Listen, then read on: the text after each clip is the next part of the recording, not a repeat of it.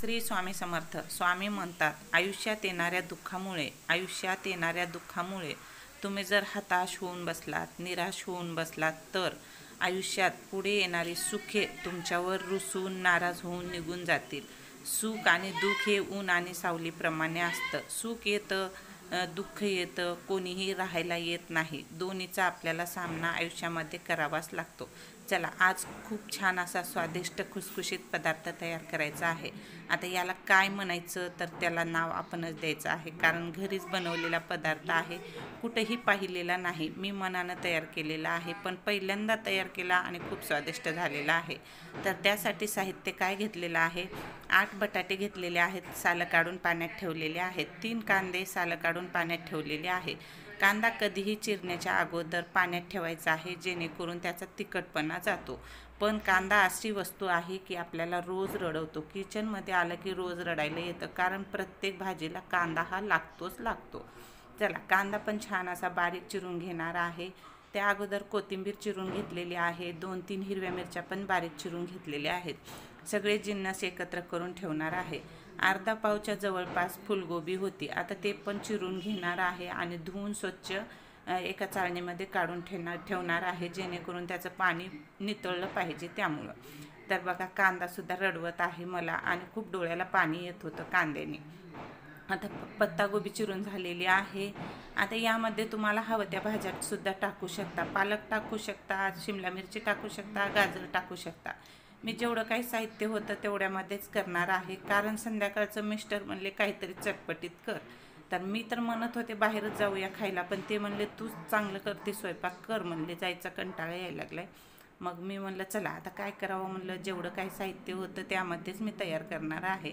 आता हे बटाटा जे आहे ना, एकदम बारीक नाही, एकदम मोठा नाही, मध्यम आकाराच्या खिसणीनं खिसून घेणार आहे आणि छान असं सगळं बॅटर एकत्र तयार करणार आहे.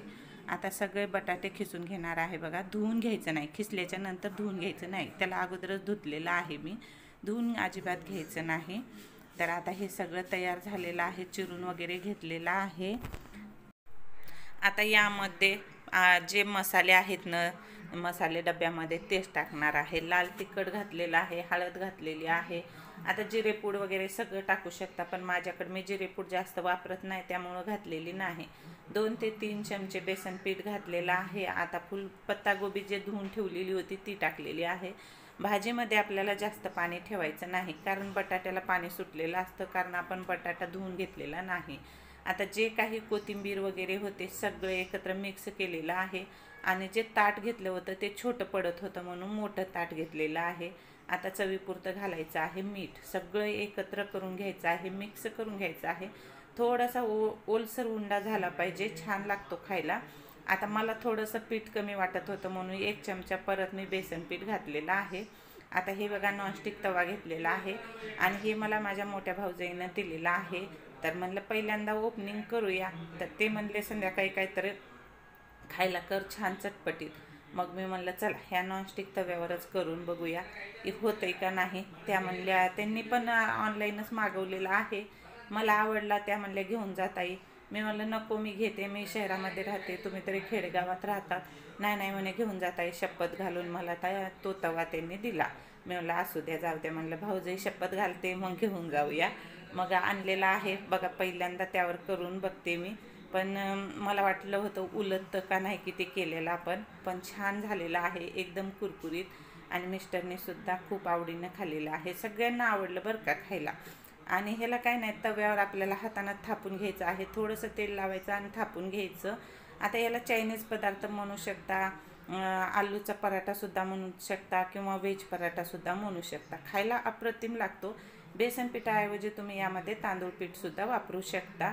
आता मुलं इथं येऊन उभं राहिलेत, काहीतरी वेगळं खायला करायचं म्हणलं की सगळेजण येऊन उभं राहतात. सगळ्यांना खूप आवडतं वेगवेगळं खायला, पण रोज स्वयंपाक करायचा कंटाळा येतो. सकाळचा तर काही नाही, पण संध्याकाळच्या स्वयंपाकाचा खूप कंटाळा येतो, कारण सुचतच नाही की काय करावं काय नाही, भाजी काय करावी काय नाही, त्यामुळं खूप कंटाळा येतो. आणि हा पदार्थ ना दिसायलाच इतका सुंदर दिसत होता, खायला पण तितका स्वादिष्ट झालेला आहे. तुम्ही याला चायनीजसुद्धा म्हणू शकता. ज्या घरामध्ये चायनीज खाण्याची जास्त म्हणजे आवड आहे, मुलांना पण खूप आवडतो, तर हा पदार्थ तुम्ही मुलांना करून दिला ना फार आवडीने खातात आणि चायनीज पदार्थ खायला विसरून जातात. मी तर गॅरंटी देते की चायनीज खायला विसरून जातात. कारण बाहेरचं चायनीज खाण्यापेक्षा घरामध्ये जर असेच वेगवेगळे आपल्या घरामध्ये उरलेल्या भाज्या असतात त्याचे असे पदार्थ जर केले, भाज्या पण संपवल्या जातात आणि पौष्टिक पण असतात घरगुती. चला आता मिस्टरांना ताट देते आणि त्यांचं बघूया काय म्हणतात काय नाही. तिकडून आवाज यायला आयटम चांगला आहे दैवशाला, आवडला सगळ्यांना, खायला खूप टेस्टी लागायला लागले आणि करायला पण सोपा आहे. वेगळ्या पद्धतीचे आलूचे पराठे म्हणू शकतो आपण याला नाव नाही काय नाही. आता आपणच काय नाव द्यायचं ते द्यायचं. ते मला म्हणत होते खूप भारी झाले पदार्थ, काय काय टाकलं काय नाही. मी त्यांना सांगत होते कांदा टाकला, कोथिंबीर टाकली, फुलगोबी पत्तागोबी टाकली, बटाटा टाकला असं सांगत होते आणि त्यांना खूप आवडला. मी त्यांना म्हणलं होतं संध्याकाळच्या जेवणात आपण बाहेर जाऊया कारण मला कंटाळा आलेला आहे स्वयंपाक करायचा. पण ते म्हणले तू घरी चांगलं बनवतेस मग तूच कर म्हणले. मग मी करून पाहिलं तर खरंच खूप हॉटेलपेक्षा पण छान झालेला होता. हॉटेलचे जे पदार्थ असतात त्याच्यापेक्षा एकदम भारी म्हणलं तर भारी झालेला होता. ते म्हणत होते घरातच हॉटेल आहे, बाहेर काय जायची गरज आहे. तर अशा पद्धतीने एकदा तुम्ही पण करून बघा, फार छान लागतो बघा. आणि करायला काय एकदम सोपं आहे आणि सगळं साहित्य आपल्या घरातच असतं. मुलांना कसं असतं नवनवीन खायला आवडतं. सकाळी नाश्त्यासाठी 4-5 वाजता जे भूक लागते पोरांना त्यावेळेससुद्धा खायला वेगवेगळे पदार्थ आवडतात. आणि जे भाज्या खात नाहीत ना त्यांना अशा पद्धतीने खाऊ घातलं तर. आणि पत्तागोबी तर मी उरली होती म्हणून टाकली होती, पण पत्तागोबी टाकायलाच पाहिजे, खूप भारी लागते. पत्तागोबीशिवाय चव येत नाही कारण पत्तागोबी चायनीज पदार्थामध्ये असते. त्यामुळं पत्तागोबी टाकलं ना चायनीज पदार्थाचा स्वाद येतो त्याला. नक्की करून बघा, अशा पद्धतीनं खूप छान लागतात. आणि एकदा अशा पद्धतीने करून बघा. सगळं फिनिश झालेलं आहे, माझ्यासाठी एकच उरलेलं आहे. तर मी आता खाऊन बघते आणि तुम्हाला सांगते कसा स्वाद झालेला आहे. अप्रतिम झाला होता. अप्रतिम म्हणलं तर अप्रतिम. मला वाटलं खातात का नाही की म्हणून मी थोडंसं कमी केलं होतं. 5-6 आलू घेतले होते आणि पत्तागोबी पण इतकीच टाकली होती. मला वाटलं पहिल्यांदा करायला खातात का नाही की, पण सगळ्यांनी आवडीनं केलं, खूप आवडलं त्यांना खाले पोटभर, पण माझ्यासाठी एवढंच राहिलं एवढं. आता मी काय खाऊ, मग मी भात लावलेला आहे मला जिम्मीला. पण खायला इतके स्वादिष्ट झालेत ना, हॉटेल पिझ्झा बर्गर ह्याच्या मागच आहे. इतकं भारी लागायला टेस्ट, असं चवदार तोंड पडायले आणि लयच भारी झाले, इतके टेस्टी झाले. नवरा म्हणते की घरीच आमच्या हॉटेल आहे, बाहेर हॉटेलमध्ये जायची काय गरज आहे. चवीला चॅलेंजेस नाही, एकदा अशा पद्धतीनं करून बघा. सगळं साहित्य आपल्या घरातच असतं आणि फ्रीजमध्ये सगळ्या भाज्या उरलेल्याच असतात.